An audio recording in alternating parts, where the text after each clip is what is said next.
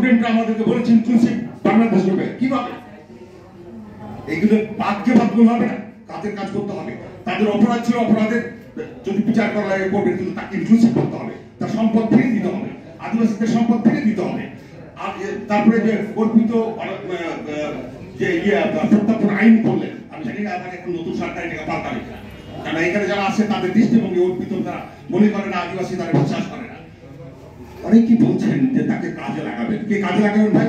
আমি তো 66 পার হয়ে গেছি, মুক্তিযুদ্ধের পরে কিন্তু আমরা নিজেরা গেছি, অনেক ইউনিভার্সিটি ছেলেরা গেছে গ্রামে কাজ করতে, জান না কেন গ্রামে কাজ করতে? গ্রামের কৃষকের ওখানে কৃষিকাজের কৃষকের সাথে কাজ করার অবকাশ নেই, কে আপনাকে যায় আমন্ত্রণ জানাবে? যান মাঠে যান, কৃষকের কাছে যান, কৃষককে নিয়ে কাজ করেন, দেখবেন অন্তর্ভুক্তি ওখান থেকে হবে।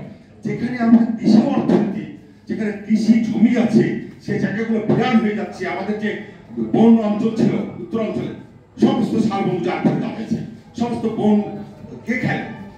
আজকে আমরা জলবায়ুর সংকটে ভুগি, পরে জলবায়ুর অভিঘাত নিয়ে আমরা কথা বলতেছি, এগুলো তো ছিল আমাদের সবকিছু একটা সুতরাং ম্যানেজ করা একটা প্রকৃতিকে আমরা ধ্বংস করেছি, এবং এইগুলো ধ্বংস করে এখন আমরা আবার বলছি যে তোমরা আমাদেরকে ঋণ দাও না, দান দাও, কিছু না। আমাদের রাষ্ট্রটাকে সুন্দরভাবে করা যায়, গ্রাম উন্নয়নের ভাবনা নিয়ে যেতে হবে। আমার শেষ বক্তব্যে গ্রাম উন্নয়নের ভাবনা দেখতে হবে। গ্রামকে গত সরকার বলেছেন যে আমরা শহর বানাবো, শহর বানানোর দরকার নেই, গ্রামকে গ্রাম বানান, গ্রামের মতো করে বানান, এবং গ্রামের মানুষের কৃষকের ছেলেকে বাবা এই গ্রামই করার দরকার নাই, কৃষকের ছেলেকে কৃষিবিদ বানান, কৃষি বিজ্ঞানী বানান, এবং এটা বানানো যায়, গ্রামে থেকে বানানো যায়। সেই পরিকল্পনা নিতে হবে। এই পরিকল্পনা যদি নিতে পারে আমরা অত্যন্ত ভালো থাকবো। আপনাদের সঙ্গে